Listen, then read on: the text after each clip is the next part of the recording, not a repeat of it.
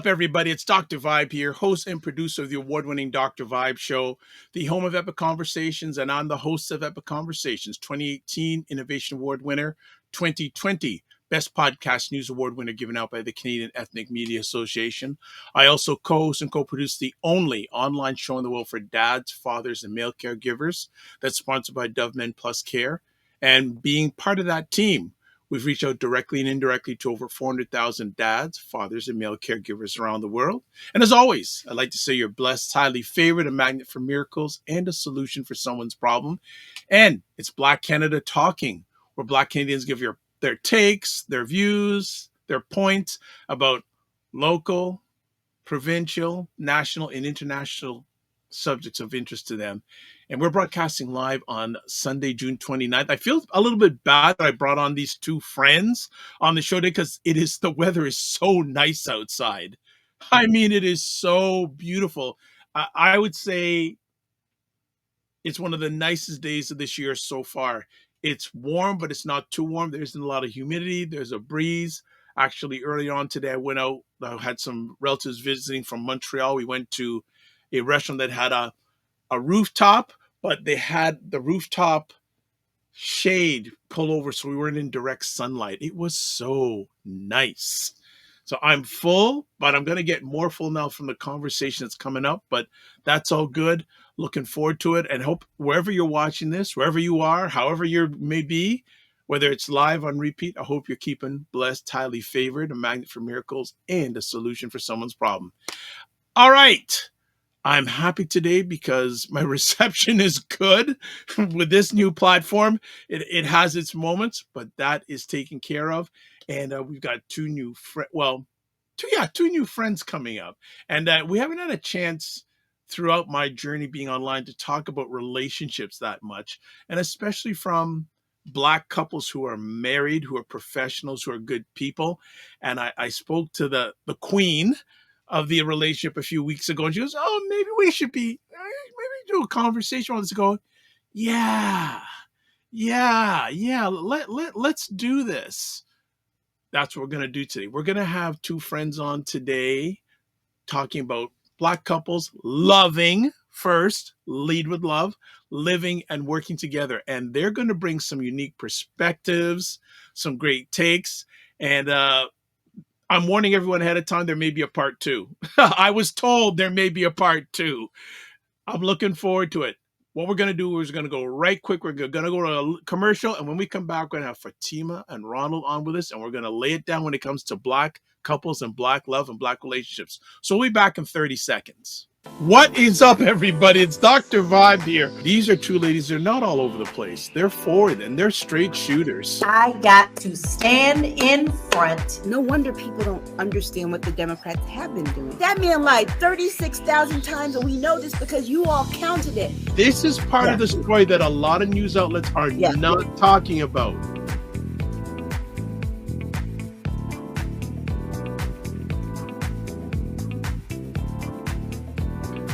Don't miss it if you can. 5 p.m. Saturday afternoons Eastern Time, 2 p.m. Pacific. Aisha K. Staggers and Laura Lala Key laying it down about, as they say, the sense, trying to make sense out of the nonsense that's going on in America. That's their country. It's not our country. We're in Canada, but they have impact whether we like it or not. And highly recommend, if you didn't catch yesterday's episode, it was fire. It was always fire, but yesterday, they were just on a different level yesterday, a higher level, higher plane, higher purpose.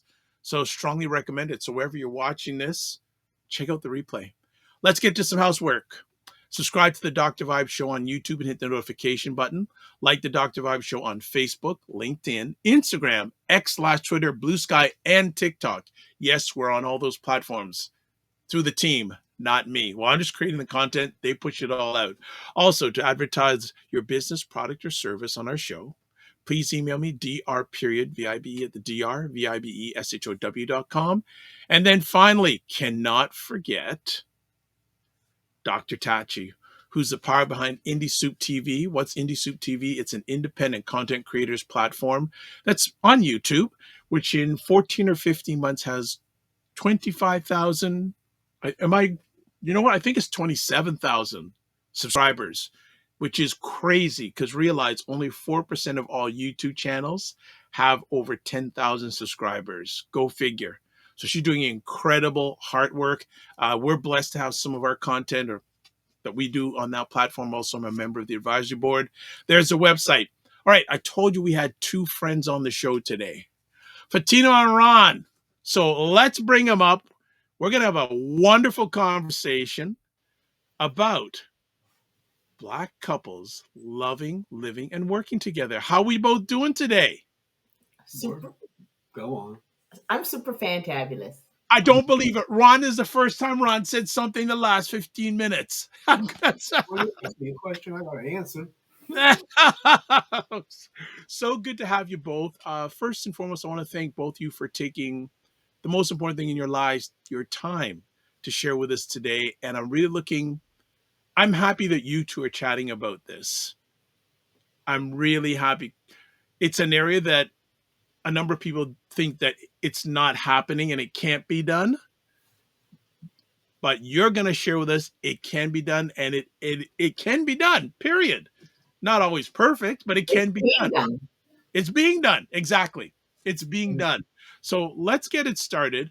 Can each of you share a little bit about your backgrounds and what drew you into the perspective areas that you're in? Because I know you both work in different areas, but a little bit about your background and what drew you to what you're doing today professionally. Go ahead.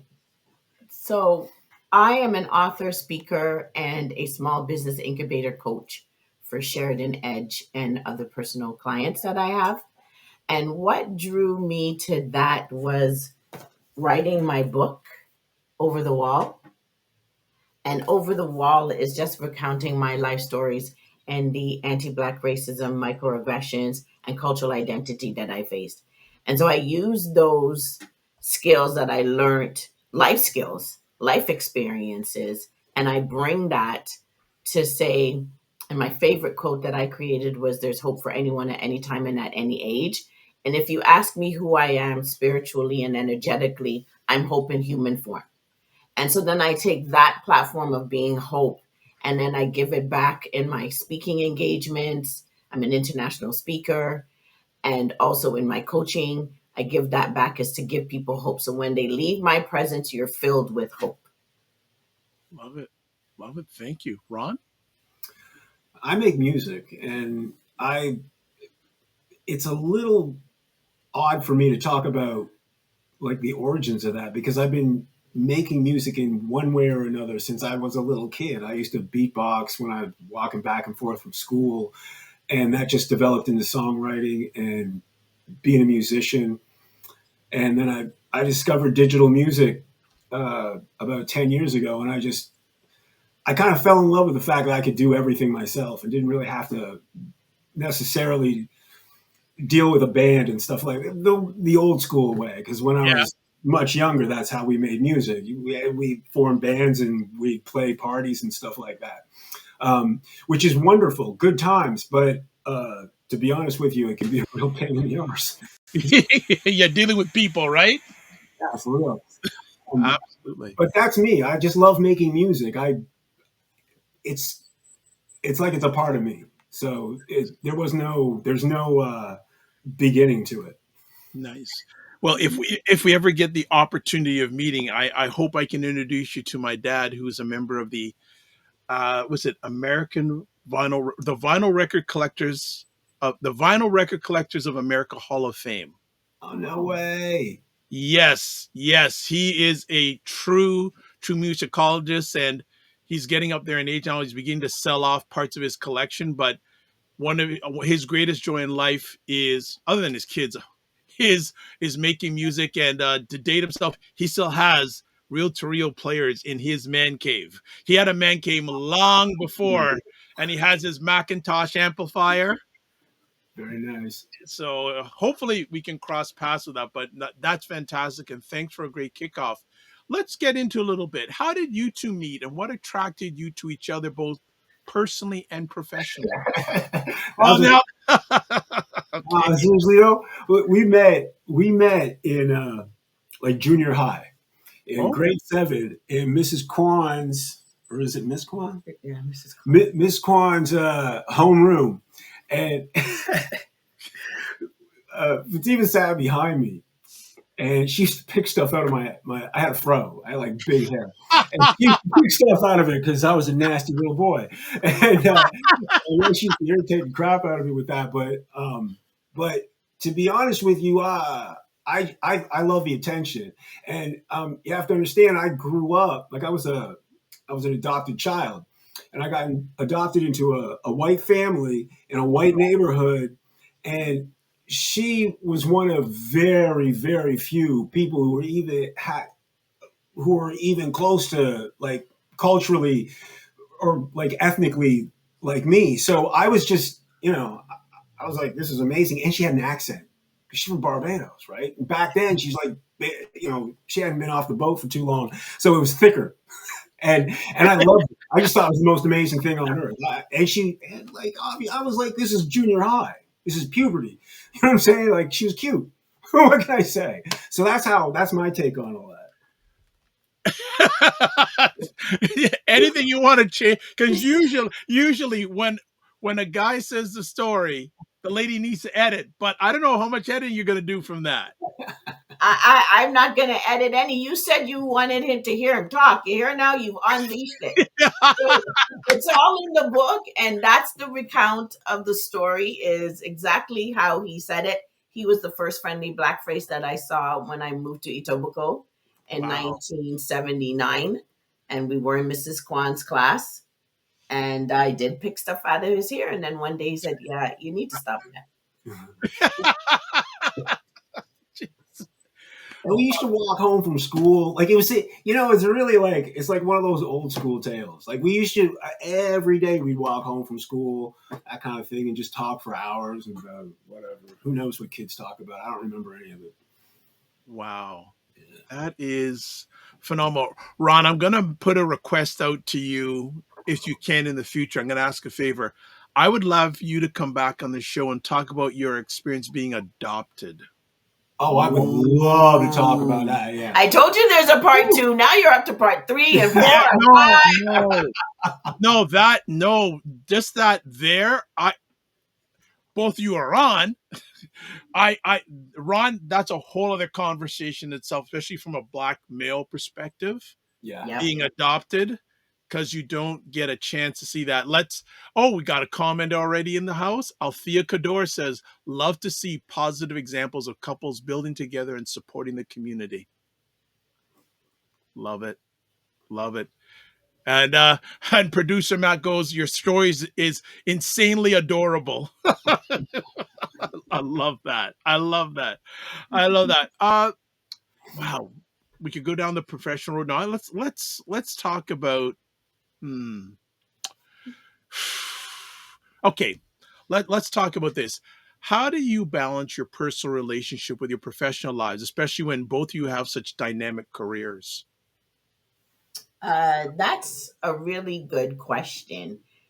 And to start at the beginning, not at the beginning, but one day we were lying in bed and Ron said, I can't keep doing what I'm doing as a butcher all my life. So we need to branch off and we need to like own a business. So what would that business be? We thought of us, because he's also a chef. He didn't say that. Okay, all right. That's now part 4, food. Go on. Yeah, right. Yeah, because we're foodies.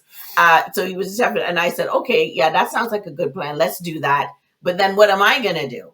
And then he's like, I don't know. I can't help you with that. You got to figure out what you want to do for yourself. And then came the book, then came the workshops and everything else. So the balance really is supporting one another in each of the ventures that we do. So when I go to marketplaces or I go to events, he comes with me. When he has something going on, I go with him. We take programs together and carving out time for each other every Saturday and Sunday morning, because we were both busy. He was busy making music. I was busy hitting the ground, going out and getting the business being known out there.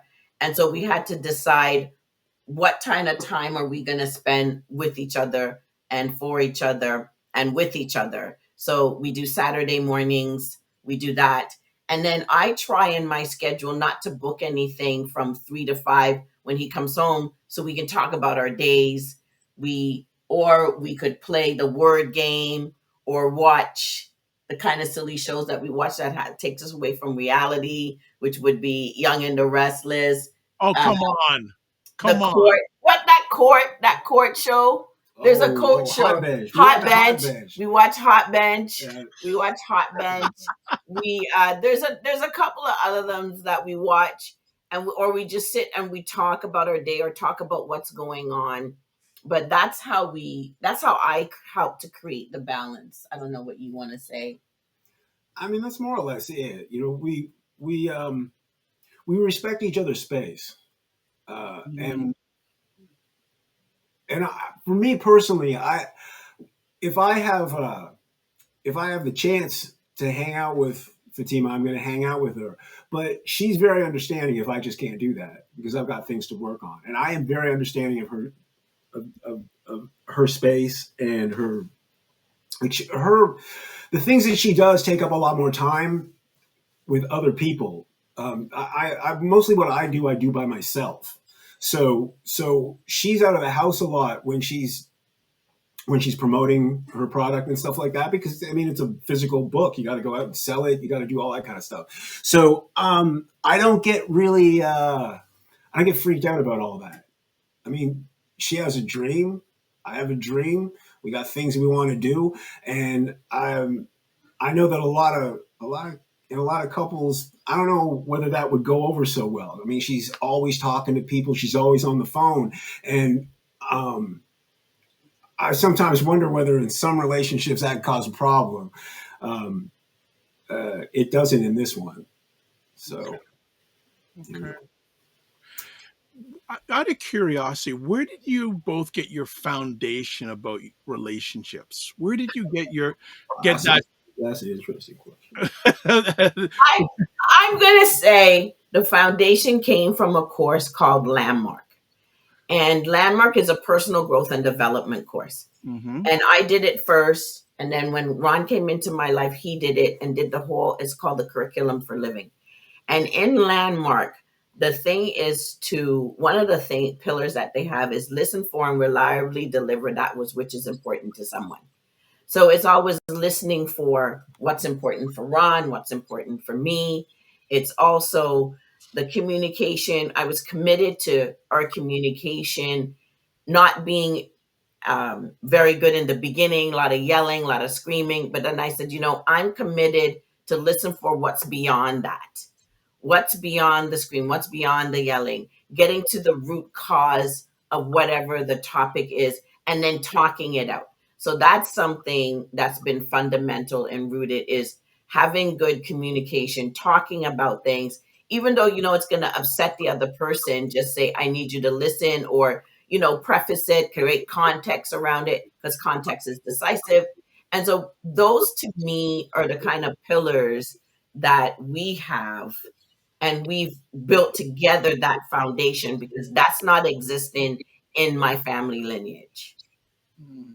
So I don't know what you want to say to that. Yeah, that's an interesting question, because, my family life was, my young domestic life, like it was a lot of chaos in a lot of ways. Like my parents, my adopted parents divorced. I think my mom went a little bit loopy. And I had spent a lot of time by myself. I find that what I do is I just listen. I think I try to listen to you. I really do. I don't know if it comes across that way, but I always try to consider whatever it is you say. It sometimes takes a while, I'm like a thick-headed guy. But if you tell me something, I'll mull it over in my head if I don't necessarily agree. But I'll keep on thinking about it and keep on trying to rationalize it inside of myself to the point where I can kind of get really where you're coming from, where you feel where I feel you're coming from. Empathy, and I don't know, and just I kind of get tied up, but I just think it's a responsibility of people who are in love to just really sort of like listen all the time. Yeah, just pay attention. And that takes a lot of practice. We're also 13 years in. In the beginning, I don't think anybody was listening to anybody. But the other thing is, for me, I set a realistic expectation because we're both coming out of 2 long-term relationships with people we have children with. And so that is another thing. So we have to create a whole different foundation for ourselves that isn't based off of the past relationships that we two have, that we have children with the other people. So that landmark helped us to also create the foundation for us, about us, and for us. So good. And there's so many conversation points I want to take from what both of you have shared. What of, if you just take a look at the Black environment out there, what percentage of couples do you feel invests in the relationship like you have? I don't know. I haven't foggish idea. I haven't the I thought. don't know what people's relationships are like. Yeah. Right? You know? Yeah. Now you said it there, and correct me if I'm wrong, in the early part of the journey, it wasn't the greatest. No. Was there a moment or some moments where it began to U-turn? I That's an interesting question. I would say, and we were talking about this morning, I think, or yesterday morning. I think there was a time, if I'm going to be honest, we were always breaking up at the same time every year. And that was around this time, July. That was around July. And then what we did was, the landmark forum was happening in July. And there was a guy whose name is Larry Pearson. Larry Pearson, a Black guy in the United States, he was leading it. And we said, we got to be in there, because the week before we were like, okay, we're done with this nonsense. I'm out. And then we went to his forum, and he has a way of talking to people and to couples, especially if they're in the room. And he's like, do you understand the way you're so stoic, and the way you were being, how it affects her? And he's like, no, I don't really know.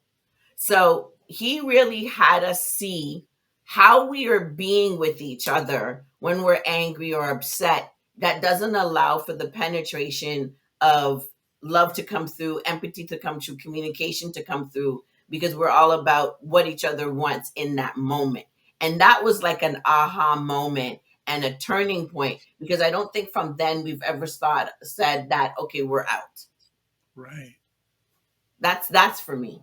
And you can see I never talk for him. I cannot talk for him, because that would be the most ridiculous thing that I could ever do. And I also got that from a Bible study for wives that I used to attend.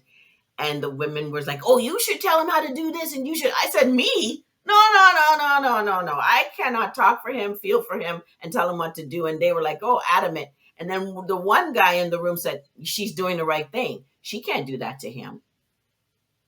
Then that deflates who he is as a man. So I can't talk for him, feel, and he always says that, you can't talk for me, you can't feel for me. Like, I can't do that. So you now have to say what's that?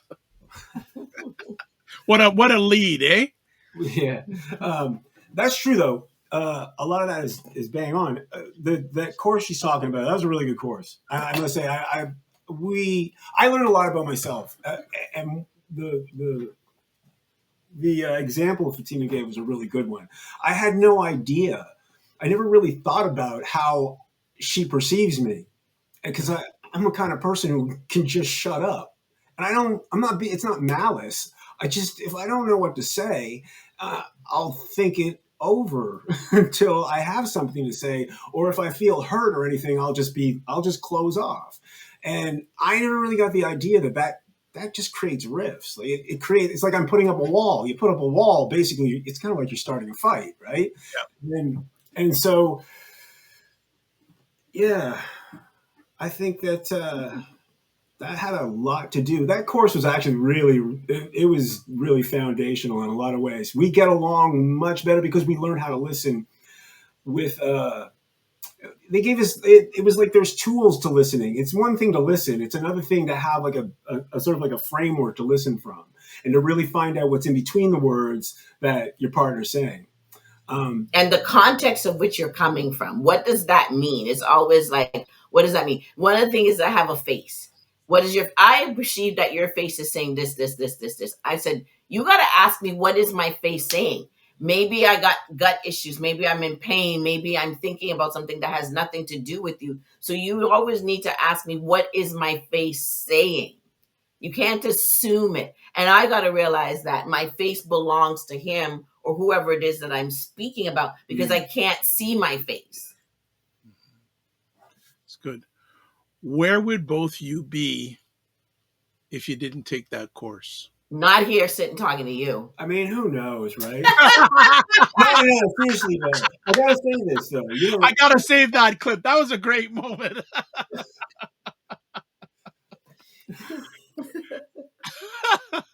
Go ahead, Ron. Sorry to cut you there. No, the thing is, before we got together, like I had this other relationship, and it ended. It was another marriage, and for a long period of time, I was really, really bitter towards that person, and I wouldn't give them anything. It was just I was right, they were wrong. Honestly, I was clearly wrong. I don't want to get into it, but I was. And there was a moment when that really came to me, like it. And this is what I'm trying to say is that this was without the course. This is before we were even, back together. And I think that if you think about yourself enough and you think about your relationship to the rest of the world enough, anybody is going to come to conclusions that are pretty solid. And the reason I'm saying this is because you're a little harder than I am. Like you're a little bit more, you have more of a foundation, like a personality foundation. I'm very, very, I don't know, I don't want to say flighty. Like I'm always absorbing information and redefining wherever I'm coming from. So, if you're forceful enough with me with a point, I'll get it eventually if there's any validity to it at all. So I'm very much willing to bend. I will just put up a really big, real big thing beforehand. Did you hear that? If there's any validity to it at all, that's the caveat right there. If it's not valid, he's done, outgone, and then you got to bring it around so that it becomes valid to him. Don't even. You said if it's valid for you. So it's not valid for me, then, forget about it. It's done. Yeah. I was trying to say that you can work with me. I'll work with you. Right? Once it's valid. And another thing. Sorry, I have this one more other thing. And this is something I've always told her, and I've always felt this way about her. We met so long ago. And when I remember, like, because we were apart for a long time. We had these other families and all this 25 years apart. But what? Yeah. And we re-met online because I was living in the States and she was still up here.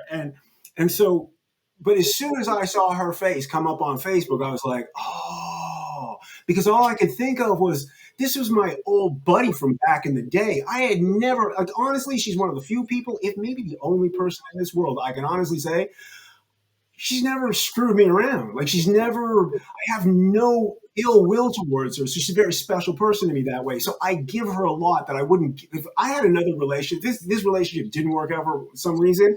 I don't know that I could have, I couldn't trust anybody else the way I trust her. Even if that other person was completely trustworthy, in the back of my head, I'd be like, I don't know you. But I feel as though I know her. Well, it helps when you meet when you're 12 and 13 years old. Because it was a time when there was a lot of genuineness. Yeah. Most 12-year-olds are pretty genuine. Yeah, we weren't scarred by the world yet. I love that term. Not scarred by the world. I love it. And I didn't know some of this backstory, so I find it very interesting. And I want to get some more conversation of it. You hadn't seen each other for 25. Okay, I know 25 years.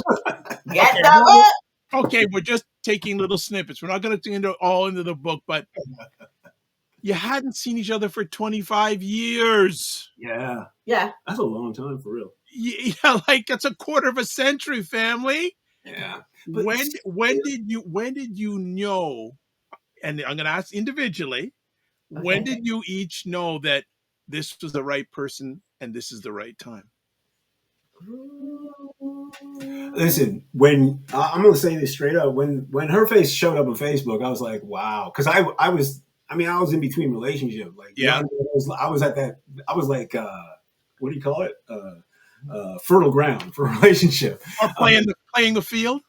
Well, yeah, you know, Okay. but the thing, and I was open. Let's just put it that way. Yep. And so when she showed up on my feed, I was like, I don't know how long ago it was before she showed up on my feed, but I had been telling this friend at work.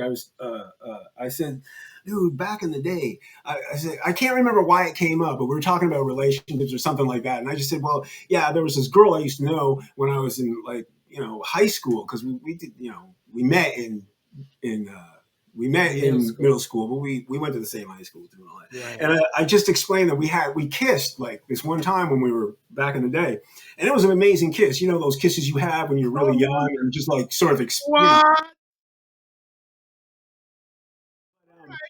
so that kiss was amazing. Like it's one of those kiss. I didn't forget it. You know what I'm saying? So when her face showed up, I mean, here's this person I adore, I trust her, and I remember having this absolutely awesome romantic moment. Like, I was kind of hooked from that moment, is what I'm trying to say.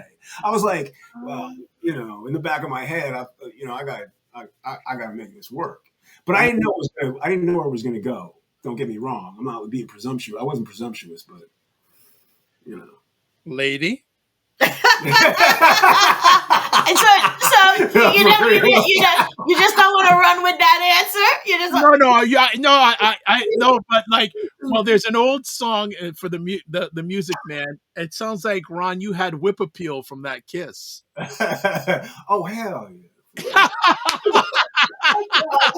guys, too much. But you know what? When I got Facebook, I worked with a lady, and she said, "Oh, there's this new platform coming out. You should go on." I said, "I don't have time for that. Do you not see I have kids? I have this. I got that. I got a life. I don't have time for Facebook." So I got it.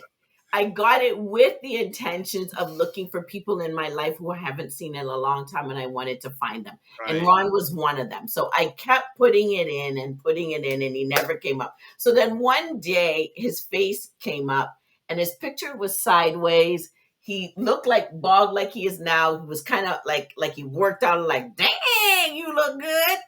And so I sent him a message. And then within 5 minutes, because I had already done it 2 weeks prior, and I had the conversation with me and the universe, me and God. I'm not going to look now. Don't look now. I don't want to look. Leave me alone. I'm not looking. Okay, fine. I'm looking. And then his picture popped up. And so when I sent it to him, he wrote back in less than 5 minutes. I'm like, dang, that was quick after looking for so long. And then we started talking. I'm not a typist, so I said, "Can I call you?" So when I called him, Google phone. We use Google phone. Yeah. We use Google phone. And then he said, "Oh, do you remember that kiss?" And I'm like, "Dang, of course I remember the kiss, right? I remember the kiss." So that was kind of cool. But the moment for me was, we had decided, okay, we're gonna be in a relationship. We told each other so this was January the 12th. And on February, Valentine's Day, I told him that I loved him. He goes, "I love you too." And that's what I meant by, "I had strong feelings for you." I'm like, I didn't know what that meant. But he kept saying that every time we signed off the phone. But for me, what it was is, I went to see him in Florida. I went to see him to see, is the sparks were going to fly? Is this going to be a thing? I said yes to marrying this guy. Haven't seen him in 25 years. Are you crazy? What are you doing? So I'm sitting on the stairs in my house, waiting for my cousin to pick me up. And my spirit says, just go. You never know what's going to happen. Just go. And the funny thing is, he's picking me up from Orlando International Airport. And there's one red car and only me on the platform. You can imagine. Orlando International Airport. And then he pulls up and gets out. He goes, "Fatima." I said, "Ron." And I'm like, dang, yeah, that was it. That was my moment right there, right then. And I said, how serendipitous is that? There's nobody else on this platform. There's one lonely red car and me. Wow. That's a story. See, I've told you, any one of these stories can be another show. This is exactly why I'm going to say there's going to be another show. Yes. 100%.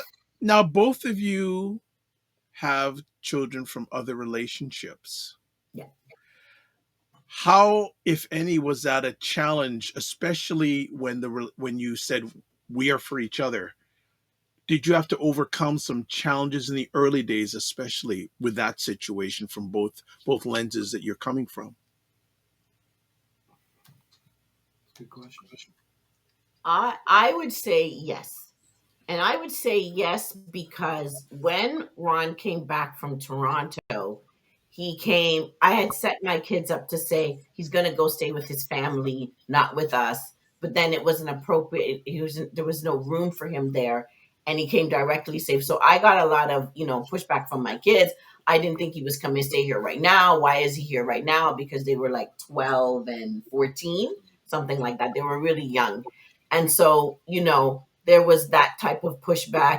And then again, being in the Landmark Forum, calling family meetings, we had to have a lot of family meetings to iron out the things that we needed to iron out with my kids, because we live with my kids, but his kids are still in Florida. One's in Florida now and one's in Baltimore. But there was a lot to iron out, and how I did it was a lot of family meetings, because we had all done Landmark. My kids had done it. His kids have done it. We've done it. So it's a powerful stance when you have that kind of background, personal growth and development background, where you're giving them the space to be heard and to talk. And so over the years, we've had a lot of family meetings where people talk, whether it's yelling or screaming, whatever it is. But in the end, we're hearing and we're walking away with no animosity. It's not like we're holding something against each other. I would say that I'm not a chatty person. I don't really. I rarely start a conversation. I'll engage in if you engage me in conversation, I'll give you whatever I have. But I don't start a lot of conversations, and so it was interesting for me, a little trying for me to have to deal with somebody else's kids. You know what I'm saying? Like it was. I didn't really know how to communicate with them. And I don't communicate that I just don't communicate that well in general. So that was a little trying for me. I also felt kind of guilty because I left my kids back in the States to come up here. And the reason I came up here, it was to be with you, but really the fundamental reason, the reason why it had to be when it was because my mom, she was going through dementia, and so I really needed to see her, and so that's why I came up here. So I left my kids. I felt like I was leaving my kids sort of high and dry, and that made me a little on the moody side. Is what I'm getting at, and maybe I don't know how to really put it, but it's weird, kind of like looking at somebody else with their kids, and they're like, just, they're really tight because you're really close to your kids, like one person really. It's funny to watch when our kids come home from work. It's like everything's like really quiet and mellow, and then it's like the bomb goes off. You're like, wow, and I can't really keep up with all that, right? Right. So I feel a little weird about that. Not about that, but about not being with my kids and almost having a good time without my kids there. And yeah, that's kind of weird. When I say that, it sounds kind of like it sounds sort of like a real weird problem to have. But but it's a legit problem, and I understood that. So that's why for me, I always wanted him to foster a relationship with his kids, because some people, they go away and the relationship with their kids. I said, but that doesn't necessarily have to be you, because you've got phones. You can bring them here. You can go to them. I will never tell you don't go visit your kids. I will never tell you don't bring them here.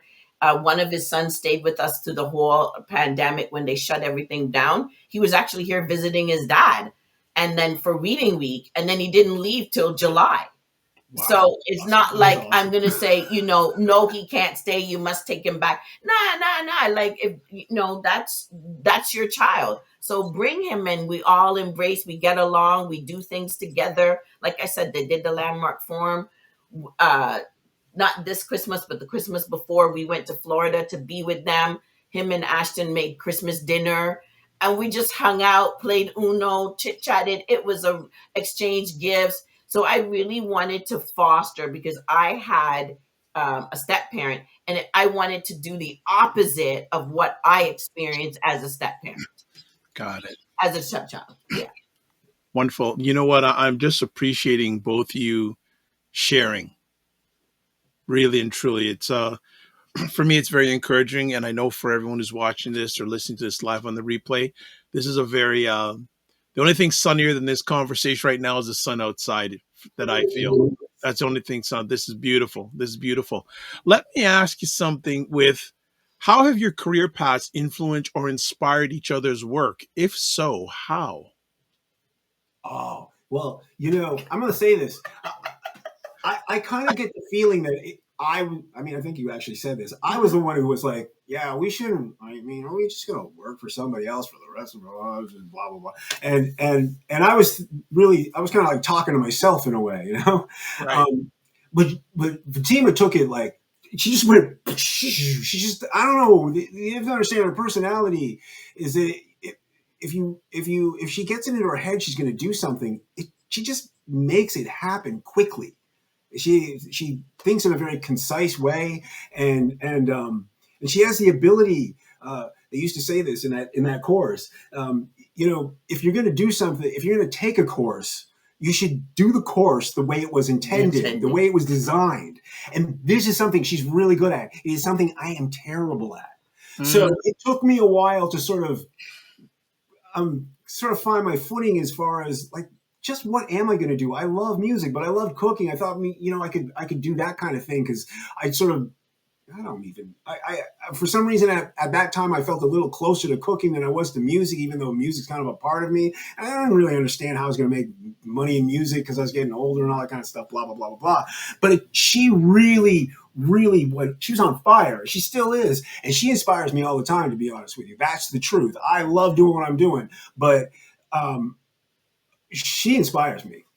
And she inspired me to just go, well, this is what you really love to do. Go do it. Because I mean, yeah, you really do that. That's a two-way street, because he's right. Don't tell me you want to do something and then be wishy-washy about it, because I'm already got it done. And then I tend to want things more than people want it for themselves. So I really had to rein myself in over the years for that, especially in coaching people. I want this business. But then I'm like, here's all the resources. But they're like, I don't know if I want that. So then I had to reel it back in and make it be a conversation, make it be suggestions, a lot of brainstorming, and then leave them to do what the work that they need to do. So that's what I had to do with Ron. I had to leave him to do the work that he needed to do and figure it out for himself. But the way he inspires me is that he brings simplicity to the whole thing.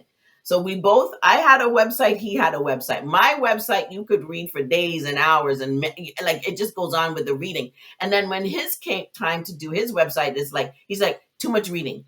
I to go on to the website, www.sideways66.com. I want to go on, and all the websites that I go to as a musician, you click cart, click cart, click cart. We're not reading nothing because we're going there because that's what we want. Why else would we be there? We're not going there to read a whole bio. So then I changed my entire website, www.greencurtain.com, to mimic his. So you're going to see my coaching, my speaking, my book. That's it. No talking. All the talking went to the bottom. And then that's how I'm coaching people to do their websites now. Go click, because you're right. People ain't reading. It's just there to buy something that you want. Click cart, done. Wow. You know what? I'd be remiss. We got to put Fatima's information up on the screen. I've already shared it on all the comments platforms that everyone's watching. But and I know there's probably stuff I left off. But you know what? There's a part 2, so we'll get everything right and more complete the second time. Also want to ask, what are some of the joys and challenges of working together as a Black couple in business and creative spaces? Um, I don't know if they're specific to to Black people, but I would say that a, a challenge in our particular situation is just what we just talked about. Like we move it. We're in a relationship, but we move at different paces, and that can be an issue. That really can be an For issue who? for both of us. Well, obvious. I would think that was kind of obvious because you're gonna get bent out of shape if I'm not like I don't know where treasuring. I don't know where he gets that from. No, I'm assuming. This is an says assumption. it's an assumption. You know what happens when you assume? He says that all the time. Oh, you want me to go this fast, and you want me to do this fast, and I can't think as fast as you. But, no, I have have a lot of never insecurities. said that though. I have never said. I was already warned. He's like really loving this now. It's like watching them go at it. I was already. No, I just want you to be yourselves. Whatever turns out, turns out. And we are ourselves right now. Right. I was warned from the jump.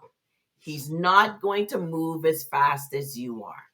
You are somebody who's just like bang, bang, bang, bang, bang, bang, bang.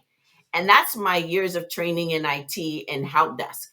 Somebody calls you, they got a problem with their computer, they're already upset. You need to solve it and get them up. Solve it, get them up. So I'm a solve it, get it going type of person. And I had to realize that not everybody's like that. Ron is like not that. He takes his time. He has to mull it over. He has to look at all. And this is a thing that he does, and a thing that I didn't do. That's something that works, and it's a joy now. He reads reviews. I am not reading a review or nothing. I'm gonna buy it when it doesn't work. I'm gonna be mad, cursing down the place. And him and my kids are like, "That's because you should have read the review." So if I were to slow down, take my time, read some reviews, mull it over instead of just jumping in the water and figuring it out, then things would be a little bit smoother for me. So I think we have an ebb and flow that way. So now I've learned over the 13 years of being married to him, slow down, read some reviews. Maybe there's a reason why he takes his time. Maybe there's a reason why there's a slower to process instead of quick to act and then deal with all the fallout and the drama, right? So I think it's a challenge and a joy both that way. And I'm really starting to see it and appreciate it. That's cool. That's good. Well, the thing is though, like where that's, I have a lot of like just personal insecurities and I have to work my way through a lot of things. And so I'm the kind of person, and the other side of it is that, well, I have an artist mentality. Let's not forget he's an artist. I'm not really a business guy. You understand? Whereas this one here, she comes from business people. Like she gets that. She's watched it happen as a kid, watched people doing business. Me, my mother was an artist. The journey's almost everything to me. I enjoy what I do to the point where, if nobody else cared, really, it's not for me to give. I have a potty mouth. I don't want to swear on your show. It's okay. But I do. Be yourself. Be yourself, please. Well, and thank you. If you can't be yourself, get off the show right now. That's good. All right. All right. So be yourself. That's what we're going to do a part 2 so you can really be yourself. Go ahead now. But yeah, so the thing is with me is that the time it takes is all, and a lot of times it's a part of the pleasure, right? If I'm producing a piece of music, I'm loving the experience. The finished product is great. But the journey's really awesome. I love the way it sounds. I love, wow, I can do this, I can do that. Yeah, that's really important to me. So if it takes a little bit longer, in some respects, in some certain kind of logic, it's better, right? But that thing about the reviews is something I love. I don't like being fooled. You know, I don't want to look back and go, if I just read the damn thing, I wouldn't have this problem. I would have bought this. I have an interface that I bought, and it's a good interface, but there's better ones, and I could have bought them, but I didn't. You know what I mean? And now I'm like, I'm going to use this one until it conks, but, you know, because the other one's really pricey, but I should have just bought the other one. Yes. I bought it at a time when I didn't have an experience. So And- that's how I roll, and I can see how it can be frustrating, but. And the other thing that I think makes a difference is that he's also comes from a chef background, right? And he's always about mise en place, everything in its place. How does he could taste something and tell you all the ingredients that's in it. And I'm tasting it just for the mere pleasure that it feeds my soul and it tastes good and the flavors in my mouth just explode. But and then cooking takes time. And mixing the things together so that you know what goes well with what and what enhances what flavor and what doesn't, as opposed to being told just put a pinch here, a dash there, and it's gonna come out, right? You don't got the background behind each ingredient. Ron brings that to my life. He gives me the background behind each ingredient. And the other thing he does as an artist, and people say, "Oh, how are you with artists?" I said, I live with one, so my God, I've gotten better at it. When he first came back, he would see the changes in the seasons, because in Florida only had one season. Yeah. And he would notice these flowers, the purple flowers that grow on the side of the road, on the side of the highway. He would notice them every year. And I'm like, what is wrong with this guy and this hairy fairiness about these flowers? But then I started to notice the difference in the seasons, in walking outside, going into nature when the flowers are in bloom, just the buds. And I started to look at it from that kind of lens, like, because he also likes to take pictures. So I started to look at life from a photographer lens, from a food lens, from an artistic lens. So that's another thing that was a challenge, but that he's brought to my life that makes it a joy. And that's the thing, right?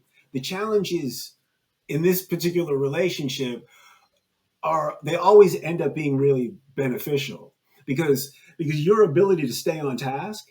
I mean, I incorporate that into my own existence, my own projects in a way that I never would have if I wasn't with this person. I watch her do it, and I deal with the fact that like if something's taken a long time, I start to think, oh, what's she thinking? Like, I got to get on, and so it works out for me too. And we could go on forever. Really good. Well, that's what we're doing a part two. You say, I already told you, but you're not listening. You're listening, but you're not hearing to me. Maybe I'm sure they taught that in Landmark, listening and hearing. I'm sure that came up. Got her. I heard. Did you do Landmark too? No, I didn't.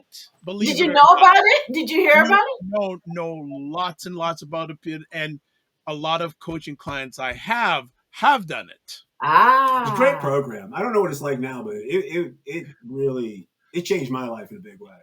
Made a lot of things possible. It changed both yours. I'm going to ask a favor. What's We're going to do a part two. Okay. Because there's still a lot of things to cover. I want to spend the last few moments. Fatima, talk about your book. You kept on putting it up there. Tell us a little bit about your book. So the book is called Over the Wall, and it's my life story of being 18 months, being sent to Barbados to be living with my grandmother and coming back at 8 years old. And at 8 years old, it talks about the microaggressions, anti-Black racism, and cultural identity that I faced. And still getting to know my mom. Because in my recollection, I'd only seen her once in those 8 years. And then takes you through the relationship between me and my kid's dad, who the same thing happened to him. So when we got together, being raised by his grandmother. So when we got together, we didn't know what it was like to be raised by parents, because you and your listeners can agree it's different when you're raised by your grandparents, correct? Yes. 100% different. So we didn't know what it was like to do that. So we didn't make it, but we produced 2 beautiful kids. And then it goes on to talk about meeting Ron in elementary school, being friends for 6 years, apart for 25, and then coming back together and being married for 25 years. So that is a synopsis of the book. Wow. What pushed you to write this book? Because I've never written a book. People say I should. I've come close. but I haven't got there yet. What was the decision? What made you write this book? So I wanted to write a book initially in 2009 as a single parent to help other single parents cope, to remind them to do self-care, to look after themselves and not just do everything and be everything and get run down and depleted and then they're sick.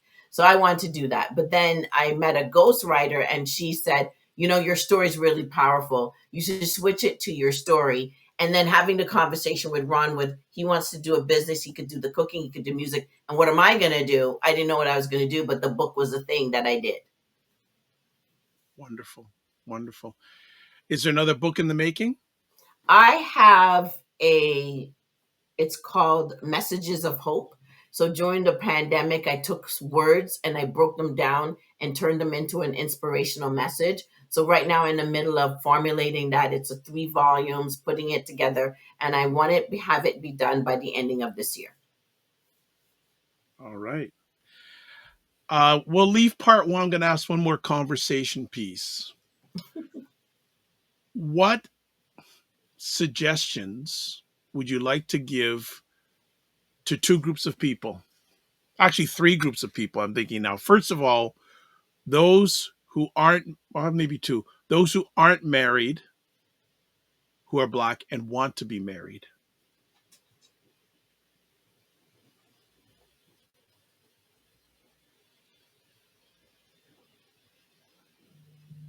What do you think? I'm thinking, because we had this conversation, and maybe this is what part 2 is about, because Ron has this thing, and he's always had this thing because we're from 2 different backgrounds culturally. I'm from Barbados, so West Indian. Ron is Canadian, Black presenting, white raised. So Yeah. he doesn't have the concept of the same way I would have the concept of Black, correct? I'm not culturally Black. The I'm culturally culturally English, Irish, Canadian. Right. Wow. Okay. So I've been, yeah. what would we say to couples, though, Yeah, sure. that want to be married, that identify as Black, let's put it that way? And I don't think it matters. I think it matters if you're a human being and you want to be married, right?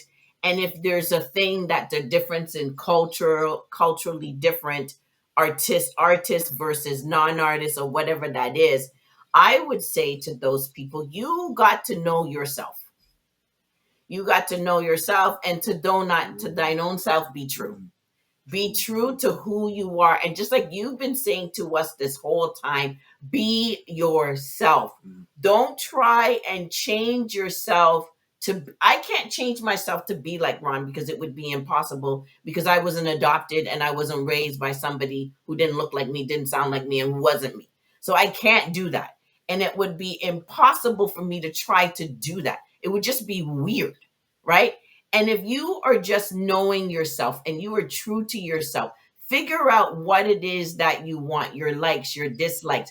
You can compromise, but you need to stay true to who you are at the core. Who are the essence? And I keep asking my clients is, who are you at the level of a human being? Figure out that. Who are you at the level of a human being? And then nothing or no one can rock your foundation. That's what I would say. Ron? I would say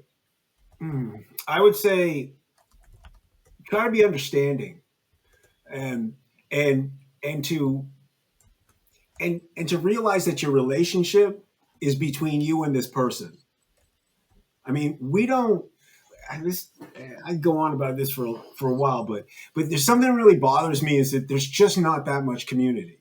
There just isn't. And because there's not that much community, you cannot worry about what other people are saying. If there's a real small sort of tight-knit community, it'd be a different thing, because you'd know everybody's intentions and all that. But you really got to make sure that you know where you're coming from and listen for where the other person's coming from, so you're not influenced by all the people around you.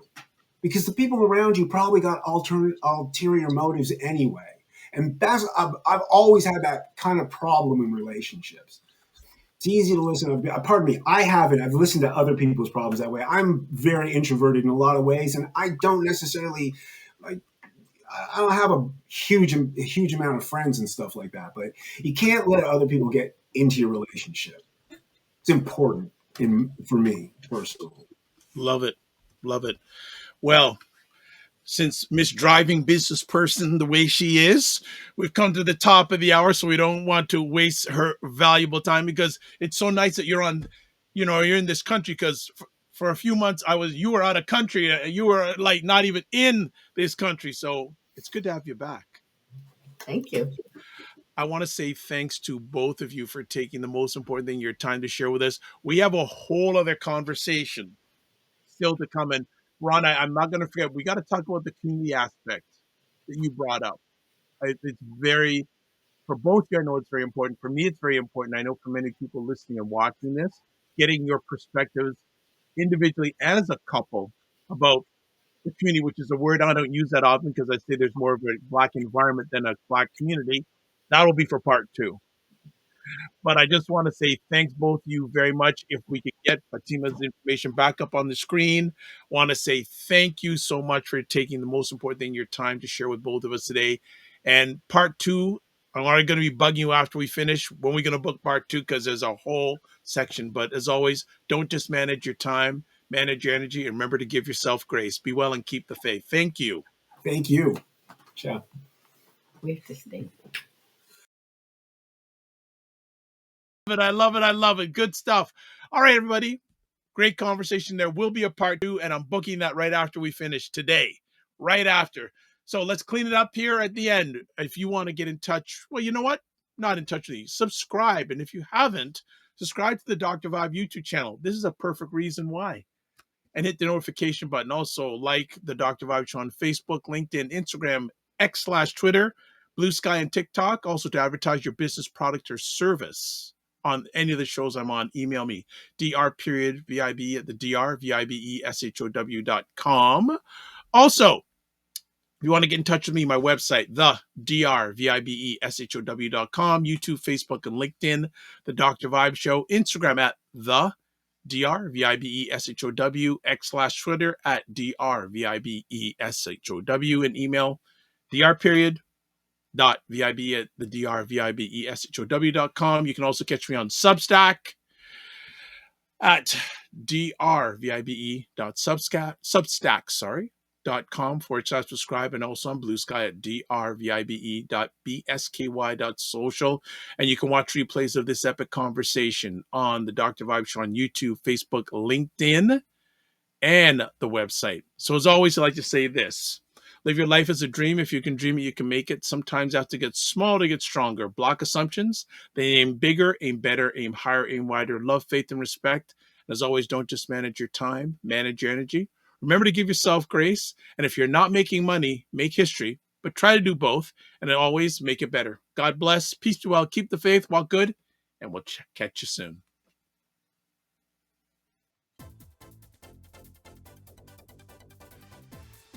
Just take a quick moment. Yeah. You just introduce yourself.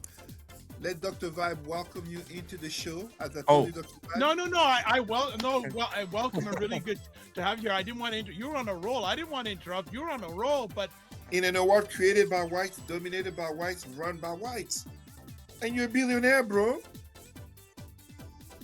FYI, I don't. It's probably the first time of the year that I use the word, bro. Yes, it is. That's the first time, as long as I've known you, you used it. My daughter would laugh. But for many people, the economy ain't great. Says, there we go. I saw that.